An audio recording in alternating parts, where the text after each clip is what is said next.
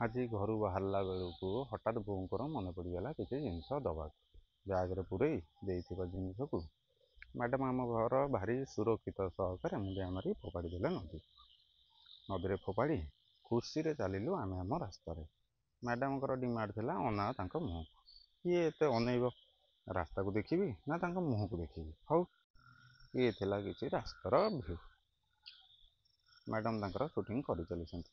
Shooting କରି କରି ଯିବା ବାଟରେ ଆସିଗଲା ମଣିଷଖିଆ ରାକ୍ଷସ। ଏ ଶଳାକୁ ସାଇଡ଼୍ ନଦେଲେ ଆଉ ରଖିବ ଆମକୁ। ହଉ, ଯାଉ ମ୍ୟାଡ଼ାମ୍ଙ୍କର ମୁଡ଼ ହେଇଗଲା ଗରମ ପାଣି ପିଇବାକୁ, ମାନେ ଚାହା ପିଇ କିଛି ସମୟ ଅଟକି ମୁଁ କହିଲି ଚାଲ ବାହାରି ଯିବା। ରାସ୍ତାରେ ଯାଉ ଇଏ ହେଇଗଲାଣି ପିପିଲି। ଏଇ ଦେଖନ୍ତୁ ପିପିଲିର ଫଟୋ ସୁଟ୍ ପ୍ଲେସ୍। ମ୍ୟାଡ଼ାମ୍ଙ୍କର ପ୍ରଶ୍ନ ସରୁନାହିଁ। ଇଏ ଥିଲା ରାସ୍ତାର କିଛି ସୁନ୍ଦରତା ଭିଉ। ଚାହୁଁ ଚାହୁଁ ମାଳତୀ ପାଟପୁର ହେଇଗଲା। ମାଳତୀ ପାଟପୁରରେ ମ୍ୟାଡ଼ାମ୍ ପଚାରିଲେ ପୁରୀ ଆଉ କେତେ ବାଟ? ମୁଁ କହିଲି ଦେଖ ପୁରୀ ଆଉ 2 ହାତେ। ଇଏ ଥିଲା ପୁରୀର ଶୋଷ ଆଇକନିକ୍ ପ୍ଲେସ୍। ବୋର୍ଡ଼ ଯେମିତି, ଜଗାର କାମ ବି ସେମିତି। ଏଇ ରାସ୍ତାରେ ପୁରେଇ ମ୍ୟାଡ଼ାମ୍କୁ ପଚାରିଲି ଏ କେଉଁ ଜାଗା? ମ୍ୟାଡ଼ାମ୍ କହିଲେ ହଁ ପୁରୀ ପହଞ୍ଚିଗଲୁ। ବଡ଼ଦାଣ୍ଡରେ ପହଞ୍ଚି ଜୋତା ଷ୍ଟାଣ୍ଡରେ ଥୋଇ ମ୍ୟାଡ଼ାମ୍ ଆଉ ରାସ୍ତାରେ ଚାଲିପାରିଲାନି, କାରଣ ରାସ୍ତା ଥିଲା ଡହ ଡହ ତତଲା। ହଉ, ଜଗା ଦର୍ଶନ ଭଲରେ ସାରି ମ୍ୟାଡ଼ାମ୍ ଚାଲିଲେ ସମୁଦ୍ର କୂଳକୁ। ସମୁଦ୍ର କୂଳରେ ବସି କିଛି ସମୟ ଗପସପ ହେଇ ଗପସପ ସରୁ ସରୁ ମ୍ୟାଡ଼ାମ୍ଙ୍କ ଫରମାଇଶରେ ଆସିଗଲା ଝାଲମୁଢ଼ି। ଝାଲମୁଢ଼ି ବାଲାଙ୍କୁ କହିଲି 2ଟା ଦିଅ। ଝାଲମୁଢ଼ି ବାଲା 2ଟା ଭଲ କି ବନେଇ ମ୍ୟାଡ଼ାମ୍କୁ ଧରେଇ ଦେଲେ।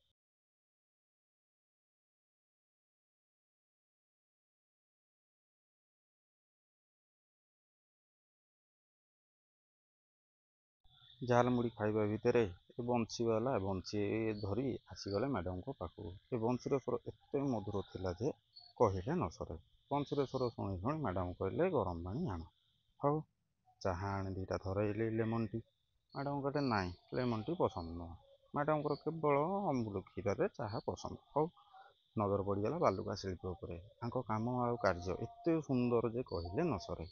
ଦେଖିଦିଅନ୍ତୁ କେମିତି ଲାଗୁଛି କମେଣ୍ଟ ମାଧ୍ୟମରେ ଜଣାଇବେ।